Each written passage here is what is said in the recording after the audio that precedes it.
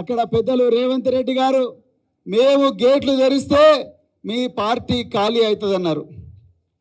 అయ్యా రేవంత్ రెడ్డి గారు, మీరు గేట్లు తెరిస్తే అక్కడ వచ్చినాయి గొర్రెలు,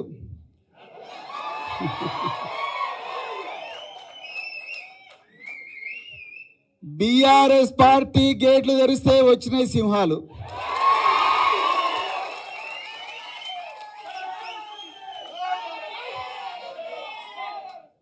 ఇది వాస్తవం మిత్రులారా. తెలంగాణ ఇక్కడ ఉన్నది, నిజమైన తెలంగాణ ఇక్కడ ఉన్నది, అవునా కదా?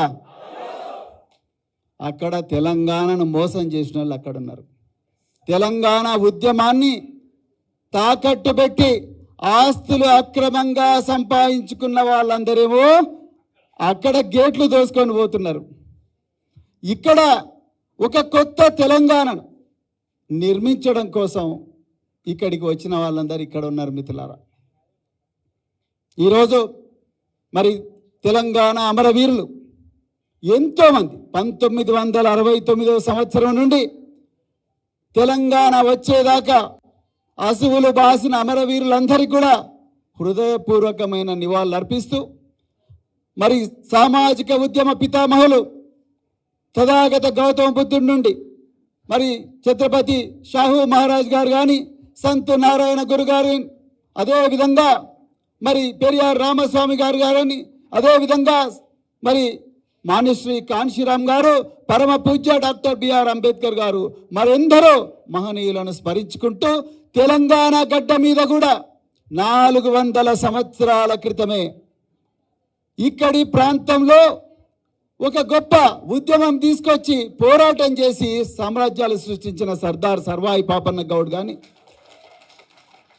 పండగల సాయన్న ముదిరాజు కానీ, చిట్యాల ఐలమ్మ గారు కానీ, అదేవిధంగా బెల్లి లలితక్క గారు కానీ, అదేవిధంగా దొడ్డి కొమరన్న గారు కానీ, అదేవిధంగా వడ్డే ఓపన్న గారు కానీ, అదేవిధంగా షేక్ బందగి కానీ, మరెందరో మహనీయులు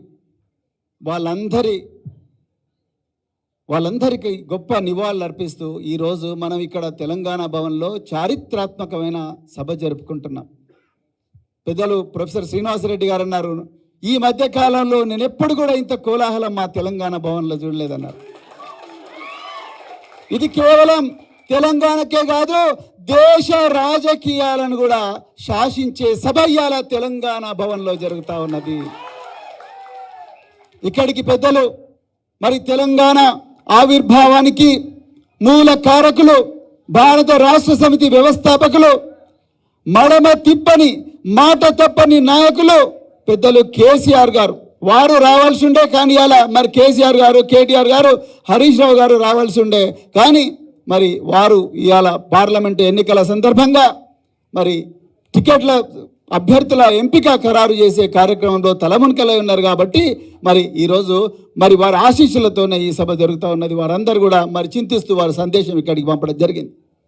మిత్రులారా, మీరందరూ కూడా దయచేసి గుర్తుపెట్టుకోండి, ఈరోజు మనం ఈ సభ ఒక విపత్కరమైన పరిస్థితుల్లో జరుపుకుంటున్నాం. దేశంలో ఒకవైపు అప్రకటిత ఎమర్జెన్సీ ఉన్నది.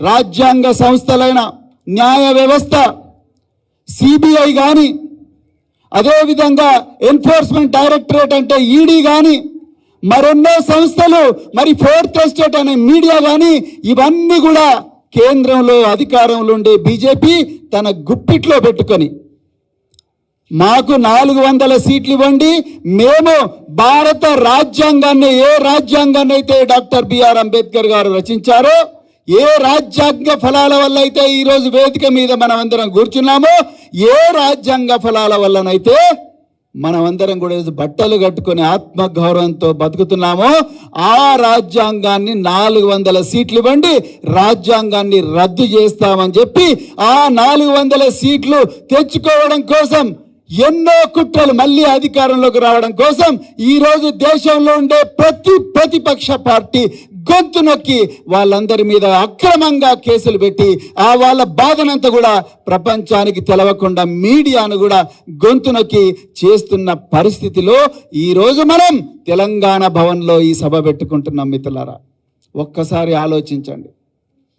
అదేవిధంగా రాష్ట్రంలో కాంగ్రెస్ పార్టీ మేము 6 గ్యారంటీలతోని ఈ రాష్ట్రంలో ప్రజలందరికీ కూడా ఊరట కలిగిస్తామని పచ్చి అబద్ధాలు చెప్పిన కాంగ్రెస్ పార్టీ అలా మరి తెలంగాణ సచివాలయంలో కొలువు తీరింది. మిత్రులారా, 2,500 రూపాయలు ప్రతి మహిళకి ఇస్తామన్నారు.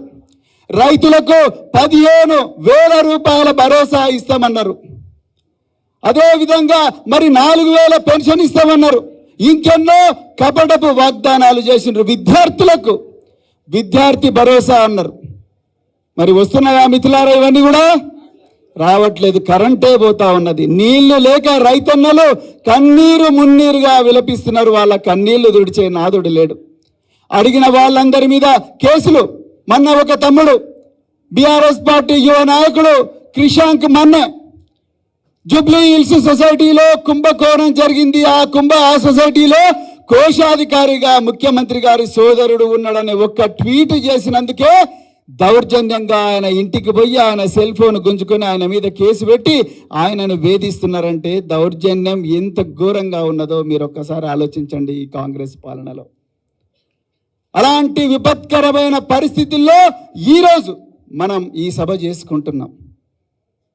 అయ్యా, మీరు మీ 6 గ్యారంటీలు మాకొద్దు, మీ 6 గ్యారంటీలు మాకొద్దు, మా పిల్లల భవిష్యత్తుకు గ్యారంటీ ఇవ్వండి, మా పిల్లల ప్రాణాలకు గ్యారంటీ ఇవ్వండి అని ఇలా తెలంగాణ సమాజం అడుగుతున్న పరిస్థితుల్లో ఈ సభ పెట్టుకున్నాం మనం. భువనగిరిలో వైష్ణవి భవ్యశ్రీ అని ఒక 2 అమ్మాయిలు, అక్కడ ఉన్న ప్రిన్సిపాల్ వేధింపులు భరించలేక ఒక్కటే రోజు మధ్యాహ్నం బడికి పోయి చదువుకొని డాక్టర్లు కావాల్సిన పిల్లలు ఆ రోజు మరి ఉరి పెట్టుకొని చనిపోయినరు. ఎందుకు ముఖ్యమంత్రి గారు అక్కడికి వెళ్ళలేదు? ఒక్కసారి ఆలోచించండి. సూర్యాపేటలో ఇమాంపేటలో వైష్ణవి అనే మరొక అమ్మాయి పాఠశాలల్లోనే ఉరి పెట్టుకున్నది. మరొక అమ్మాయి పాఠశాలల్లో వేధింపులు భరించలేక హైదరాబాద్లో హయత్ నగర్కి వచ్చి ఉరి పెట్టుకున్నది ఒకటే పాఠశాలలో. బోధనలో ఇంకొక అమ్మాయి చనిపోయింది. ఎవరు ఈ అమ్మాయిల తల్లిదండ్రుల గోస తీర్చేవాళ్ళు లేరు. మేము ఎప్పటి నుంచో అడుగుతున్నాం, అయ్యా దయచేసి కౌన్సిలర్లను పెట్టండి. ఈ పేద వర్గాలకు మరి ఏమీ ఆసరా లేదు, ఇళ్లలో చదువుకునే పరిస్థితి లేదు. కనీసం ఈ పేద వర్గాలు చదువుకుంటున్న హాస్టళ్లు కానీ రెసిడెన్స్ స్కూల్స్ కానీ మరి గత ప్రభుత్వంలో కేసీఆర్ గారు ఎంతో దూరదృష్టితో ఆలోచించి 1000 గురుకుల పాఠశాలలు దేశంలో ఎక్కడ కూడా లేవు మిత్రులారా. 1000 గురుకుల పాఠశాలలు ఒక్కొక్క విద్యార్థి మీద 1,20,000 రూపాయలు ఖర్చు చేసి 1000 గురుకుల పాఠశాలలు పెడితే ఈరోజు ఆ గురుకుల పాఠశాలలో విద్యార్థులు ఆత్మహత్య చేసుకునే పరిస్థితి వచ్చింది. నిన్నగాక మొన్న జగిత్యాలలో ప్రభుత్వ పాఠశాలల్లో ఉండే అమ్మాయిలు అబ్బాయిలు డ్రగ్స్ గంజాయి మత్తులో ఉండి 14 సంవత్సరాలకే పెళ్లిళ్ళు చేసుకునే పరిస్థితి వచ్చింది. ఎప్పుడన్నా ఊహించినామా తెలంగాణలో?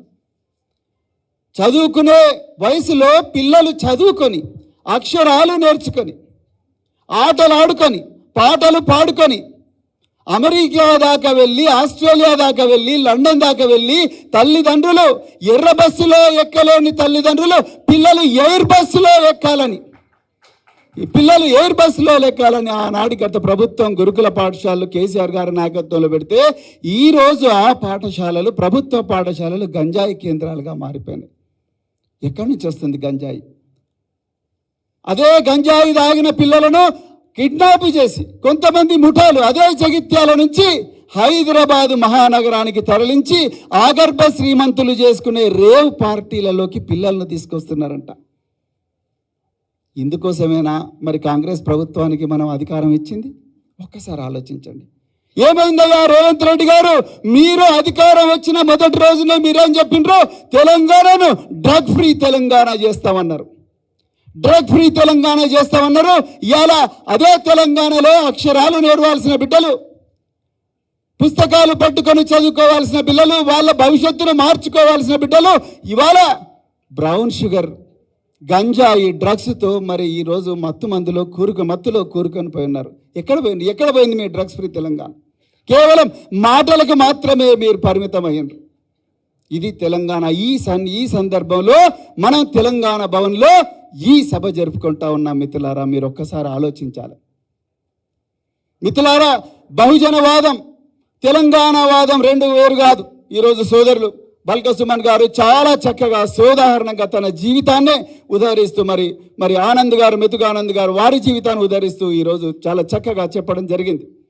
మిత్రులారా, తెలంగాణ ఎందుకు వచ్చింది? తెలంగాణ ఉద్యమం తరతరాలుగా దశాబ్దాలుగా తెలంగాణ ప్రాంతం అణచివేత గురైంది.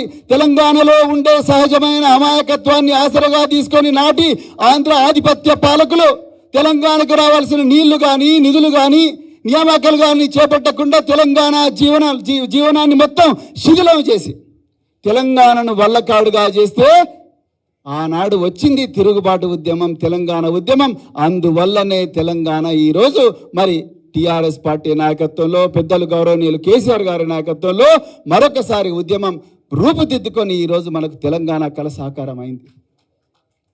బహుజన ఉద్యమం శతాబ్దాలుగా మూతికి ముంత, నడుముకు చీపురు కట్టుకొని మనుషులుగా కాదు జంతువుల కన్నా హీనంగా బతుకుతున్న పరిస్థితి నుండి మానవులందరూ ఒకటే. All men are born equal, all men are born equal అన్న ఒక నినాదాన్ని బలంగా నమ్మి, ఒక మానవ విలువను బలంగా నమ్మి ఆనాటి నుండి 1984 వరకు ఎంతో మంది మహనీయులు ఈ సామాజిక మార్పు కోసం, సామాజిక న్యాయం కోసం, అందరికీ స్వేచ్ఛ ఉండాలి, అందరికీ సమానత్వం ఉండాలి, అందరికీ సమన్యాయం ఉండాలి, అందరూ సౌభ్రాతృత్వంతో బతకాలనే ఒక రాజ్యాంగ విలువల కోసం జీవితాంతం పోరాడి వచ్చిందే బహుజన వాదం.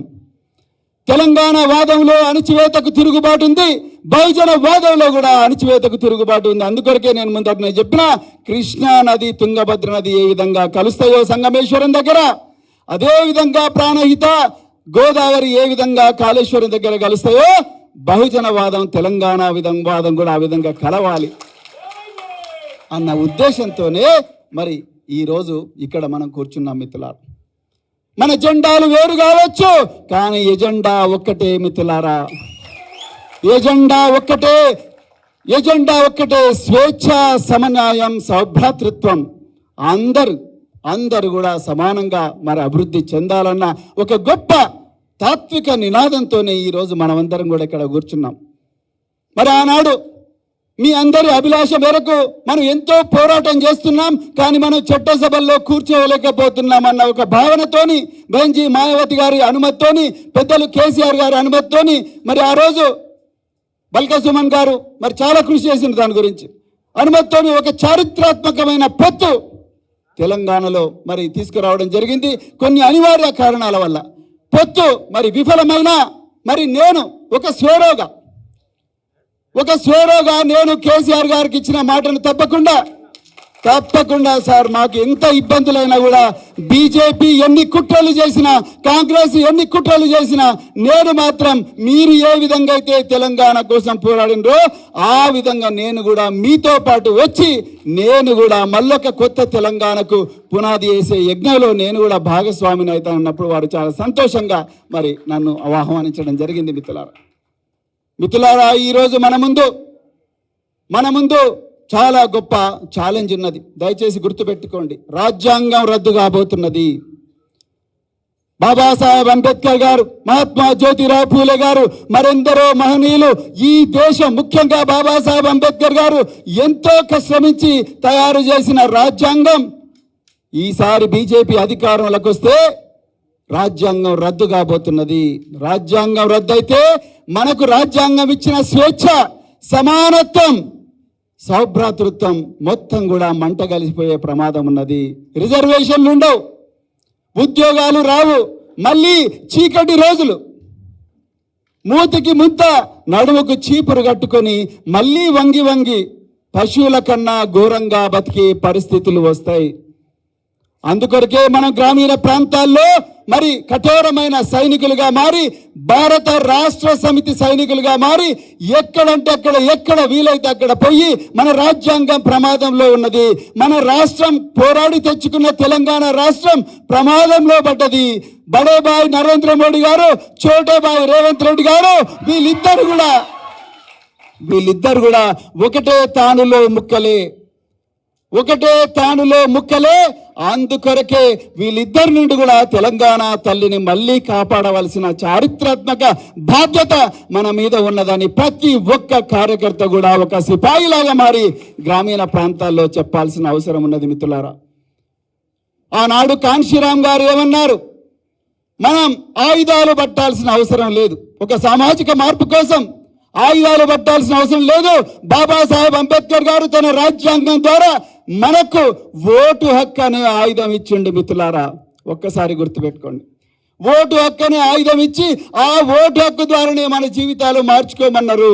ఈరోజు మనందరి ముందు కూడా ఒక చక్కటి ఎగ్జాంపుల్ ఉన్నది. మలిదశ తెలంగాణ ఉద్యమంలో పెద్దలు గౌరవనీయులు కేసీఆర్ గారు ఎక్కడ కూడా హింసను ప్రేరేపించలేదు. మీరు కావాలంటే చూడండి. మొదటి దశ తెలంగాణ ఉద్యమంలో 369 మంది రకరకాల హింసాత్మక సంఘటనలు చనిపోతే, ఇక్కడ కేసీఆర్ గారు ఏం చేసిండ్రు? మనం ఎలక్షన్లనే పోరాట రూపంగా వాడుకొని, ఓట్లనే ఆయుధాలుగా వాడుకొని తెలంగాణ తెచ్చుకుందాం అన్నాడు. అందుకొరకే తెలంగాణ శాంతియుతంగా వచ్చింది మిత్రులారా. ఒక్కసారి ఆలోచించండి. అంటే ఆనాడు కాన్షీరామ్ గారు బహుజన రాజ్యాన్ని ఓట్ల ద్వారా ఉత్తరప్రదేశ్లో తీసుకొచ్చే ప్రయత్నం చేసి సఫలమైతే, ఇక్కడ కేసీఆర్ గారు అదే రాజ్యాంగ ప్రక్రియనే ఆయుధంగా వాడి తెలంగాణ కలను సాకారం చేసిండ్రు. రాబోయే పార్లమెంట్ ఎన్నికల్లో కూడా మళ్ళీ మనకు ఆ ఓటు అనే ఆయుధాన్ని వాడే అవకాశం వస్తుంది.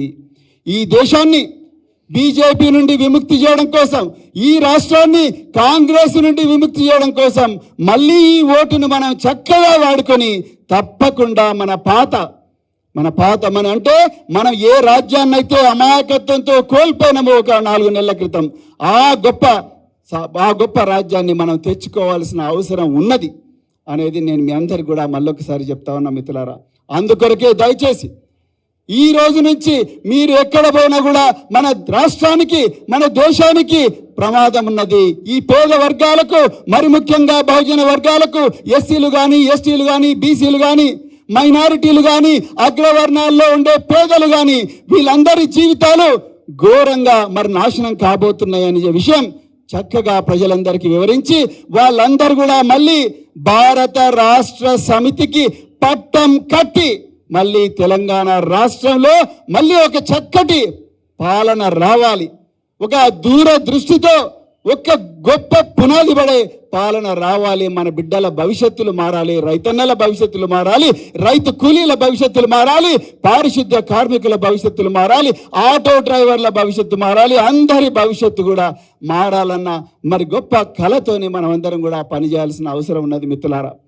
అందుకొరకే దయచేసి నేను భారత రాష్ట్ర సమితి కార్యకర్తలందరికీ ఇదే వేదికగా మరి నేను కేసీఆర్ గారి ఆశీర్వాదంతో చెప్తా ఉన్నా మిత్రులారా, దయచేసి మనం భయపడాల్సిన అవసరం లేదు.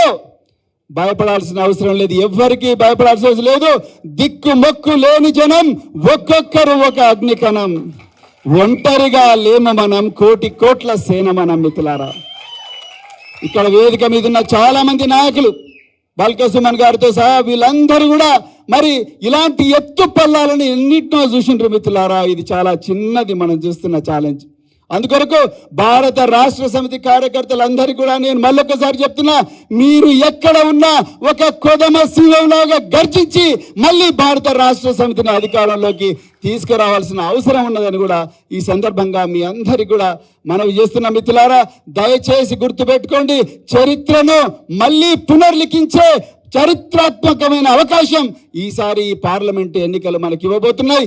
అందుకొరకే దయచేసి మీరందరూ కూడా గ్రామాన సైనికులై, ప్రతి ఒక్కరు కూడా గ్రామంలో బూత్ కమిటీలు వేసుకుంటూ, ప్రతి ఒక్కరు కూడా ప్రతి 100 ఓటర్ల దగ్గరికి పోయి మనం ఏం కోల్పోయినాం, కాంగ్రెస్ ఏం మాయమాటలు చెప్పింది, బీజేపీ ఏ విధంగా కుట్రలు చేయబోతున్నది, బీజేపీ ఏ విధంగా మత్తులో యువతను ముంచి అసలైన సంపదనంతా కూడా కొంతమంది చేతిలోనే పెట్టుకోబోతున్నది. ఈ మనం కష్టపడి సంపాదించుకున్న సంపద అంతా కూడా రేపు కేవలం ఒకరిద్దరు వ్యక్తుల చేతిలోకే పోబోతున్నది. ఆ విషయాన్ని పూసగుచ్చినట్టుగా వివరించి మనం మళ్ళీ మన రాజ్యం తెచ్చుకోవాల్సిన అవసరం ఉన్నది. భారత రాష్ట్ర సమితి కార్యకర్తలందరికీ కూడా మరి కార్యకర్తలందరికీ ధైర్యం నింపి మన అభ్యర్థులందరినీ కూడా భారీ మెజారిటీతో గెలిపించాల్సిన అవసరం ఉన్నది మిత్రులారా. మరి గెలిపిద్దామా అవుతా? ఒక్కసారి అందరు రెండు చేతులు ఎత్తి చెప్పండి మిత్రులారా. గెలిపిద్దామా అవుతా? తప్పకుండా గెలిపించాలి మిత్రులారా. దయచేసి గుర్తుపెట్టుకోండి, ఇది చాలా చాలా ముఖ్యమైన విషయం. ఈ స్ఫూర్తితోనే మనం ఈ తెలంగాణ భవన్ నుంచి పోవాలి. మళ్ళొకసారి చెప్తున్నా, మరి నలుమూలల నుంచి ఇక్కడికి వచ్చిన మీ అందరి కూడా హృదయపూర్వక పాదాభివందనాలు చెప్తూ, అదేవిధంగా నన్ను నమ్మి నాగర్ కర్నూల్ పార్లమెంటు నియోజకవర్గానికి మరి నన్ను అభ్యర్థిగా ఎంపిక చేసిన పెద్దలు గౌరవనీయులు కేసీఆర్ గారికి హృదయపూర్వక ధన్యవాదాలు తెలుపుతా ఉన్నా. మిత్రులారా, నేను మళ్ళీ చెప్తున్నా, నేను రాజకీయాల్లోకి వచ్చింది నా కోసం కాదు.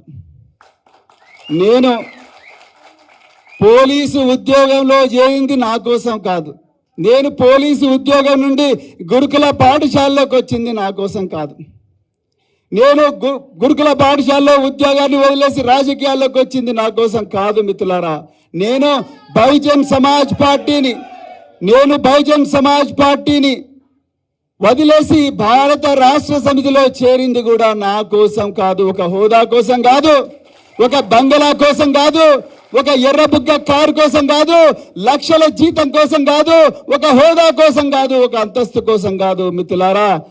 నాకున్న ఈ అదృష్టాన్ని లేని లక్షలాది మంది, కోట్లాది మంది బిడ్డలు నాకన్నా గొప్పగా ఉండాలి అన్న ఒక కలను నిజం చేయడానికి వచ్చిన మిత్రులారా.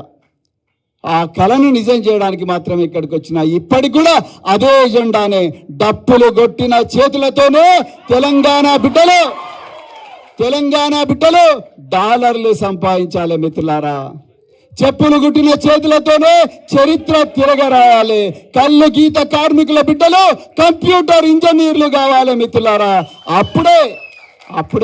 అప్పుడే నిజంగా మరి నిజమైన మన జీవితాలు మారుతాయి. ఇంత చక్కటి వేదిక, ఇంత చారిత్రాత్మక సన్నివేశానికి కారకులైన పెద్దలు గౌరవనీయులు కేసీఆర్ గారికి హృదయపూర్వక ధన్యవాదాలు తెలుపుతూ మరొక్కసారి మరి ఇక్కడ వేదికను ఉన్న పెద్దలందరూ కూడా మరి ముఖ్యంగా మరి గ్రామం నుంచి వచ్చిన కార్యకర్తలకు చక్కటి తిండి పెట్టిన మరి బల్క సుమన్ గారికి, అదేవిధంగా రావుల చంద్రశేఖర్ రెడ్డి గారికి, అదేవిధంగా శ్రీనివాసరెడ్డి సార్కి, అందరికీ కూడా మరి తెలంగాణ భవన్ సిబ్బందికి అందరు కూడా పేరు ధన్యవాదాలు చెప్తూ, మరి మీడియా మిత్రులకు ప్రత్యేకించి మరి మీ అందరికి కూడా హృదయపూర్వక ధన్యవాదాలు చెప్తూ, మిత్రులారా అందరికీ కండువాలు వేసే అవకాశం లేకపోయినా మీ కండువాలు